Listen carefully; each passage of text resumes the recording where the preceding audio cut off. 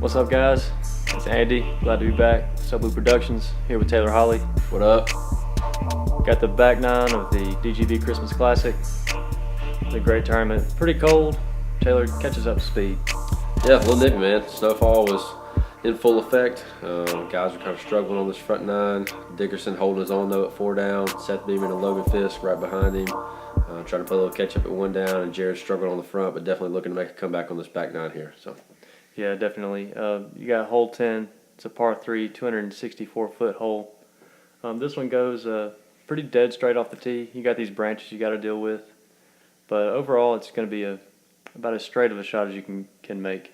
Yeah, for sure, man. First off, Andy, I can't get over the scenery here, man. Beautiful. It's absolutely beautiful. So definitely a great shot of the course there. As you can see, the sun finally coming out a little bit for parts of this back nine, starting to dissolve some of the snow here. So Dickerson going to lead us off.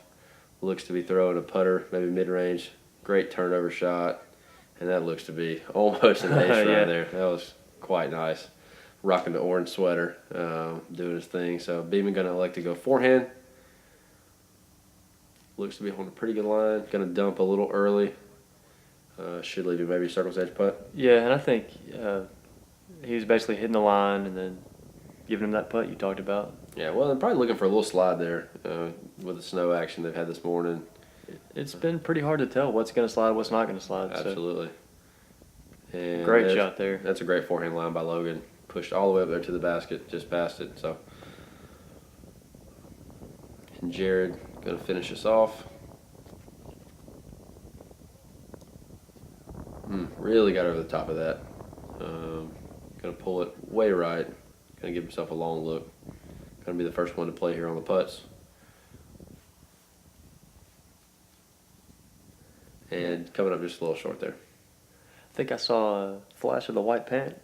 The Taylor Holly back there. The white pant bandit, T. Holly, off the tee box there. Yet to make a final card for Soblue Productions. One day. Oh, Seth, little left side there. Yeah, let the little hyzer.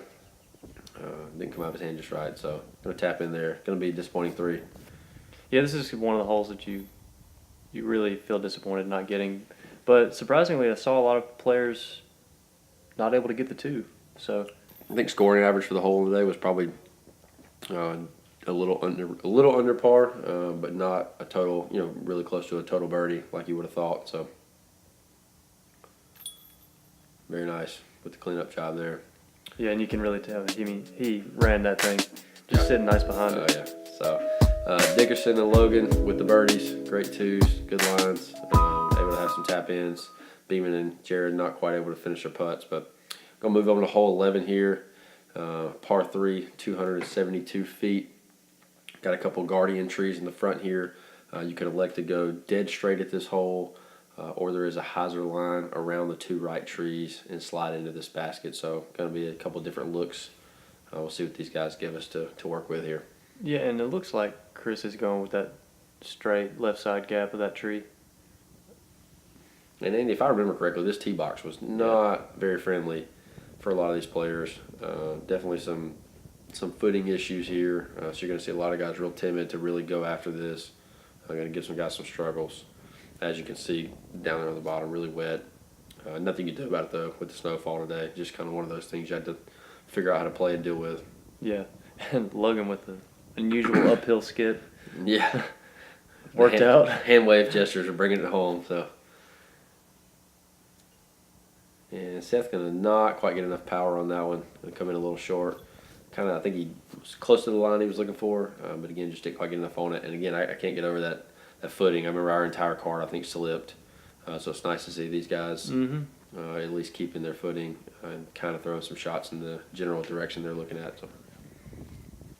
Jared with a solid shot there. Should be right on inside the circle. Seth can be first up on the putt.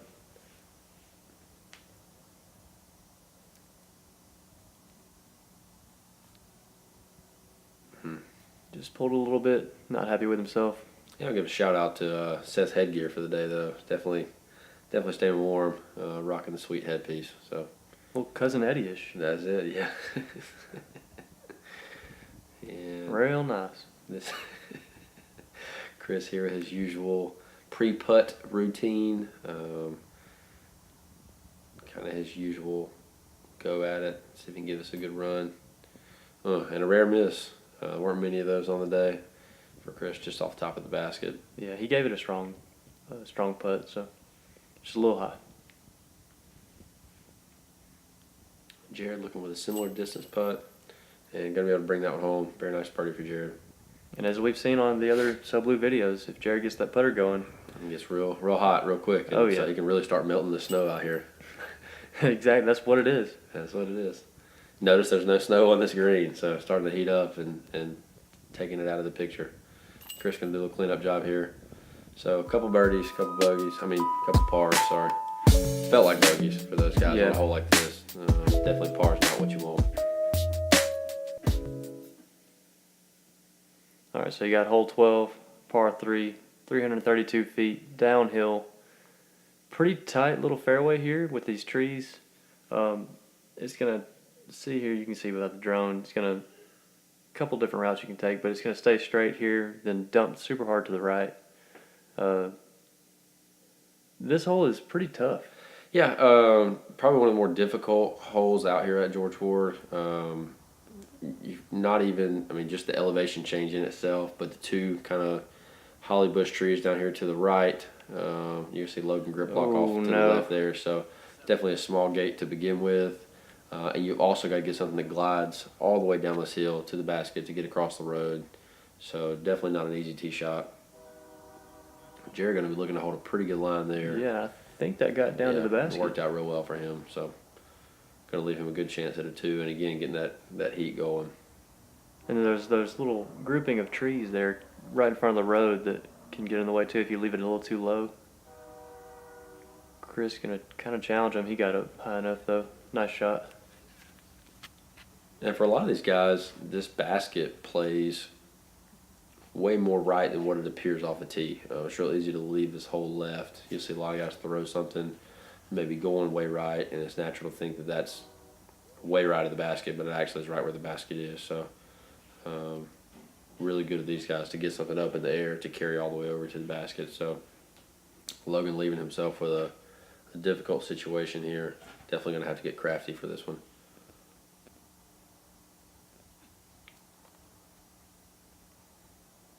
Could almost call him Snow White there. Tough luck there. I mean, at that point where he's at, you're just looking for a nice upshot on your next one. Yeah, looks like he's going to be able to nestle that one right up underneath the basket. See if Beaman can get something going here. Definitely struggling early with the putt. Hasn't quite been able to put one in the way he's wanted. And as you can see, he had some definite wind change there. Definitely a factor some of these guys dealt with today. Not only the cold, the wind was a huge factor in this round. As you can see there, definitely just kept that putt up, sorted over the basket. Changed a lot of directions throughout the day, if I remember correctly, and really just couldn't get a precision in on it to figure out what it was going to do. So really made George Ward a lot tougher than it usually plays. Solid putt there from Chris. That's a good deuce to have, especially when your competitors on your card are struggling off the tee. Yeah, it's great too for this hole. Seth with a comebacker. Oh, wow, just short. Yeah, just going to have to put that one behind him. He's a good player. He'll be able to bounce back from it. Yep. And Logan going to try to clean up. Again, looking for a bogey putt here, kind of lengthy. Definitely don't want to take a double. Double bogey at George Ward is never a great thing. So see if he can't dial it in. That's a great putt. Yes. To be able to kind of put this hole behind him, take some confidence, and move on. So well played by Logan there. And Jared going to be looking for the birdie putt with the CTP. Very nice. That's how you draw it up. A little 12-footer. Yep. Just an artist in his paintboard. Drawing it up. Exactly. There you have it. Chris and Jared with the deuces. Seth and Logan taking the fours. Moving on to the next hole. Yeah, hole 13, one of my more favorite holes on the course. You got a huge ravine down here that runs kind of laterally along the entire hole. Going to be looking to play right out here in the middle of this field. You got 293 feet to carry to the basket. You don't want to be about 310 plus, will put you OB in the road. So just want to throw something putterish, maybe mid-range, little glidey, right in the middle of this field and just let it work towards the basket. Looks like Jared has done just that. Wanted to simmer down a little bit, push it a little long past the basket, Yeah. but going to be well within the circle. And Great there's no looking reason birdie. to challenge the creek in front of it as he did there. And maybe a harp, possibly the Marshall he throws. Possibly. Looked like it had some nice overstability to it. Yeah, I think the biggest mistake that somebody would make on this hole is to really get it too much up in the air, which would allow it to come all the way back to the creek. Chris going to keep that disc down Yep. and make a real line drive at the basket, which is very ideal. So great shot by Chris. And again, Andy, as I spoke about earlier, you can tell this pad was a little struggle for these guys. Luckily, it's not a long hole. None of these guys were really having to drive discs out. So really able to kind of dial their footwork in. Oh, wow. Logan with a huge grip block there. No. Going to be very fortunate. That is fortunate, though. To not be in the road and Could be have gone the BOB. sidewalk or the creek. Yeah. So two real misdirections from Logan on the last 2 tee shots. Very uncharacteristic of him. And Beaman able to dial it in. It's a great shot. Going to be looking up for a birdie as well. So let's see if Logan can't get himself together here. That looks to be tracking very nice. Go in. Ooh, wow. Just at the pole. Almost a birdie too. Yeah, that would have been insane. Looks like Chris is maybe edge of the circle here.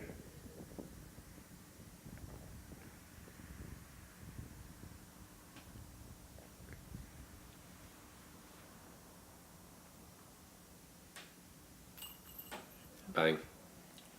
Shooter McGavin. All day Dickerson. I like that. Maybe If it's right, if it's in that range, I maybe mean, maybe you should approach him with that nickname. he's all day from that. All range. day Dickerson. Looks like Jared's really trying to dial this in. This is a crucial point in the round. Very Solid nice. putt. Yeah. And I don't know if you noticed, Andy, but these greens are getting less and less snowy as Jared's getting hotter and hotter. We're gonna have to keep track of the Yeah. the Neal hot green track or something. I don't know. That's dumb, but here's Logan. Gonna clean up his par. Yeah, and he does. Very nice. And so that leaves you Chris, Seth, Jared, great twos. Logan, again, with the unfortunate grip lock off the tee, but able to recover. Going to take the par. Going to allow him to move on to the next hole. Yeah, so here you have hole 14, par 3, 267 feet.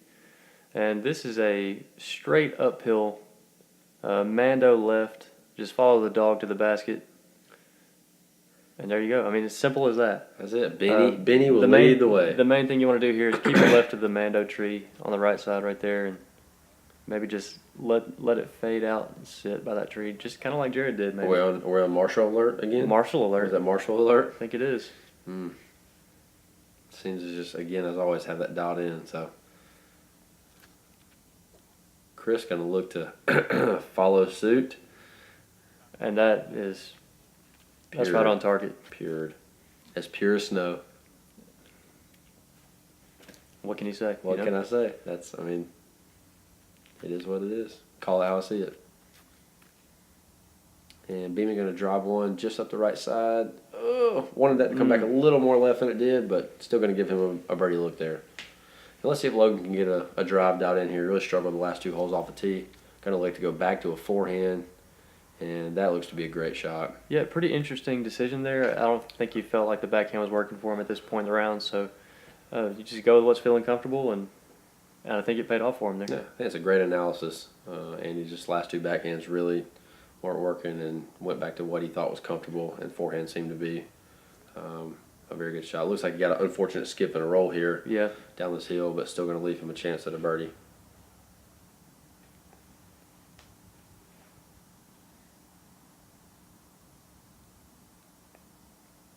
And folks, just in case you were wondering, George Ward typically has 2 baskets in the ground on every hole. So as we continue to go through this back 9 and the final 9, you're definitely going to see some holes with 2 baskets on it. But these guys were told, in the players meeting exactly which baskets they were playing to. So we'll try to talk you through some of that if there is some confusion. But great putt by Jared, great 2. Yep. Again, stayed on. I think that puts him on a turkey, 3 in the row there. So gobble, gobble, gobble for Jared. Happy Thanksgiving and Merry Christmas. There you go, and a Happy New Year. Merry Christmas, you filthy animal. Oh, almost a broken ankle there. Did you see that? Woo! Easy killer. But there you go. Chris and Jared again, the double deuces. Beaman and Fiske, the pars, but no harm done. They're just trying to hang in there, get through. Takes us to hole 15. Yeah, hole 15, probably one of the more interesting and diverse holes on the course. A huge elevation change. Top of the tee box down to the basket is probably a good 25-foot drop. Basket is sitting on the edge of the creek that you've seen in a few previous holes, so it makes the putting surface very difficult. It's 375 feet. Probably plays more like 330 maybe for some of these guys.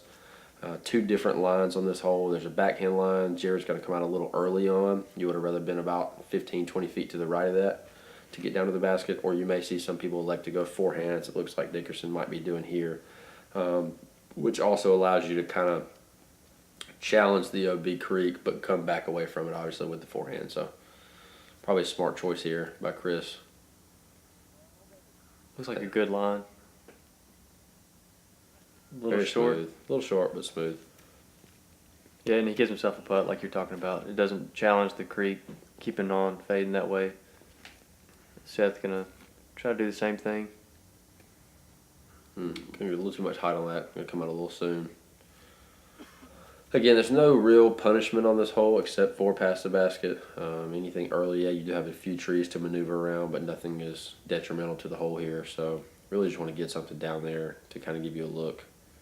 And Logan going to come out really early on that. I didn't quite see that come down. Oh. Just on the outside of the tree, maybe. And a little strong on the forehand. Oh, no. Oh, no. We'll have to see if that hung up on the bank or not. And this is what we're talking about here. So even if you think you have a good shot and you got to look at the basket, really a challenging putt. Jared fortunate enough not to get any kind of roll. Seth going to look to lay up here. Very smart putt. Anything farther than that definitely has a chance to roll in the creek. So,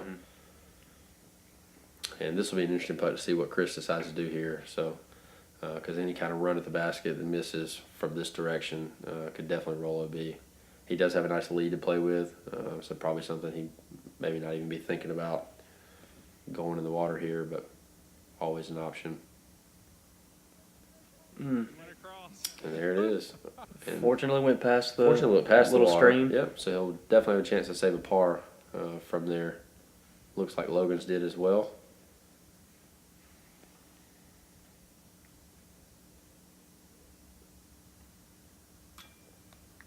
Solid run at it, just a touch low. And that almost came all the way back to where it could have run all the way down. Yeah, and this was an interesting spot to putt from because you got the headwind towards the basket. So if you take it too much, you're putting right back at the creek. So Chris just doing the same thing. Yeah, so going to be a couple of tap-in fours for those two guys, unfortunately. But bogeys seem to be a more common score in the open division than not. So Chris and Logan with the fours, Seth and Jared with pars. Going to get Jared back to within 4 of the lead here. Moving on to hole 16. All right, here you got this par 3, 362 feet. This one goes dead straight. It's going to hook a little to this right side. There you can see the short basket that Taylor was talking about earlier. Then you get up to this green where you can see the little snow is maybe catching some of Jared's fire. But no really OB here to watch out for except the sidewalks. And Jared actually going to go big hyzer. That's an unusual route. Feel like it's a decent shot there. It's a pretty good line. I've taken it a few times. It's definitely there.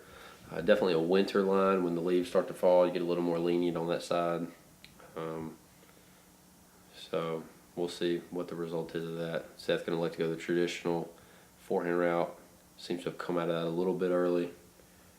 Appears to be a little short and a little right. Yeah, and you can see Chris also going with the forehand. It's got the more typical line play that you want. Ooh, that needs to come turned out over quick on it. And that may be in the sidewall. We'll have to see.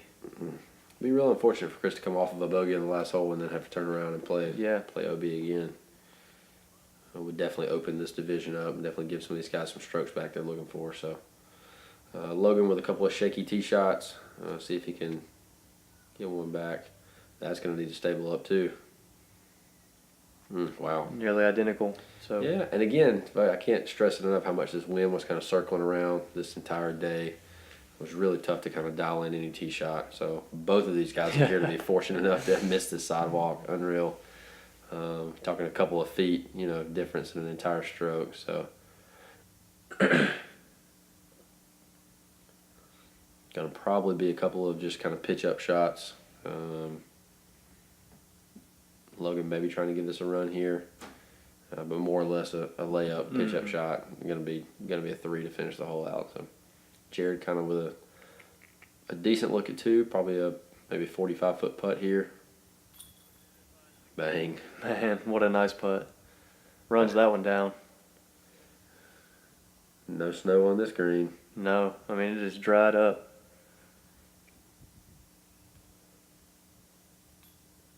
Oh, Nice looking putt. Easy. Whew. Almost got a gnarly roll there too. So fortunate by Seth not to have to roll all the way down to that ravine. It is a casual ravine, but still it makes for an awkward putt coming back at the basket. And that's unfortunately been the story for his round. He's thrown decent off the tee box, just all over the metal on the basket. Can't get him to go in.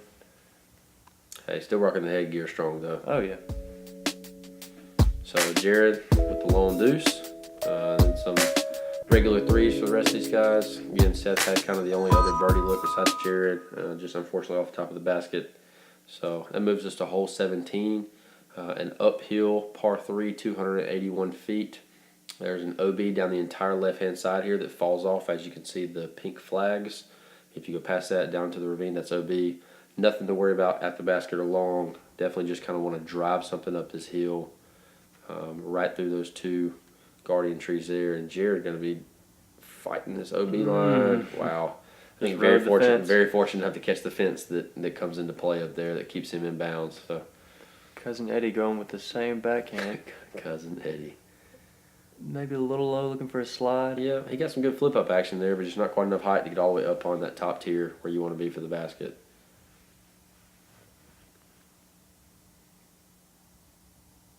Looks like Chris may even have a putter. It may be a putter. Possibly mid-range. Looks like a putter. Gonna put some sweet action on that. And whatever it was, pretty straight because he put it a little on that ante line and it just held that line the entire way. So, and again, kind of an odd choice here. Logan electing to go this forehand, but I think at this point it is just what's really comfortable for him at this point in the round with a couple of bad backhands early.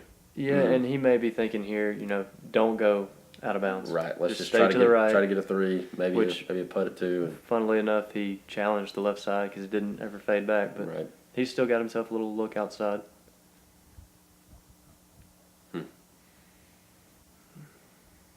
They'll be able to get him a nice par. Beaman as well. Just both a little to the right of the basket.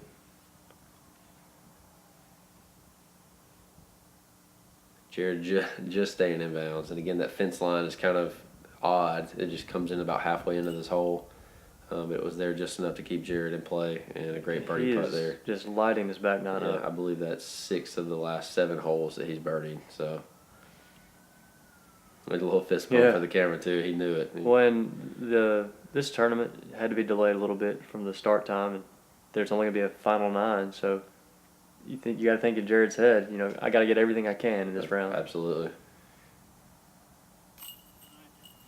Very nice by Chris to answer. Yep. With the 2, Jared put a lot of pressure on him these last 7 holes.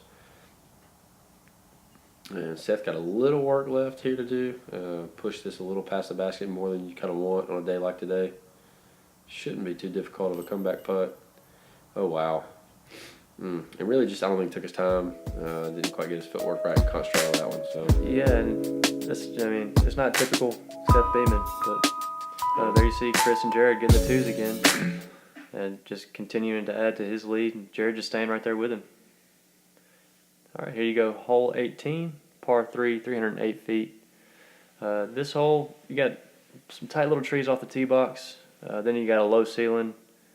If you can get through those, right or left gap. You're coming down here near the circle's edge, and no OB really to worry about once you get down here.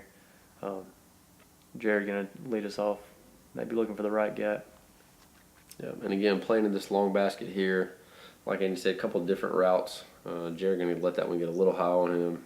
You do have a Mando on this tree here, which typically is not an issue. The real bigger issue is hitting some of these other trees that you see out in front of you, kind of getting through this gap. There's 3 different gaps guys will like to go to, but mainly the right 2 is what everybody will be looking at here. That needs to get down a little bit. Oh yeah, just underneath that branch. It's going to pan out a little left of the basket, but maybe, 15, 20 short of the hole and 50, 60 left. Logan back to that forehand again. There it is. Turn it over on it a little bit, but definitely a stable disc there. That was nice. Very nice. Yeah, nice shot. And he needed that one though. Nice momentum going into the next 9. Little mojo. Little mojo. Momo. Momo. Beaman gonna go with the forehand as well. And alert, Beaman has lost the headgear. Maybe that equilibrium of that headgear coming off, and I'm not quite sure. He may have. I mean, you saw it right away. Look, he got tired of you calling him Cousin Eddie, is what happened. Well, I apologize. Yeah. But that looks like a very nice recovery shot there. Well done. Very well played. Nestled underneath the basket. Going to leave himself a little 20-footer to get to par. Chris going to be looking to nail in a big 2 here. Really try to drive it home going into this final 9. Oh, man. Just tickling the chains. Good pro side run. And we did miss Jared's upshot there. He was just under the trees. Nice little layup, though. He should have an easy par. And Logan looking to have the lone bird. Good way to finish for him. Seth with a little 1-foot cleanup. Jared going to tap in as well. And Chris going to look to be bobbing. Very nice. And there you have it. Logan with the lone deuce to finish out the round. Finishing at 2 under. You can see Chris finishing 8 down. Very good round. I think that was tied with the hot round there with Stuart Garner. Yep. Jared only a few back. Yeah. You got 9 holes to work with, but 9 holes again, maybe just enough for him to come back. So we'll see what the final 9 holds. For sure. As always, thank you guys for watching. Be on the lookout for the final 9 DGB Christmas Classic. Peace.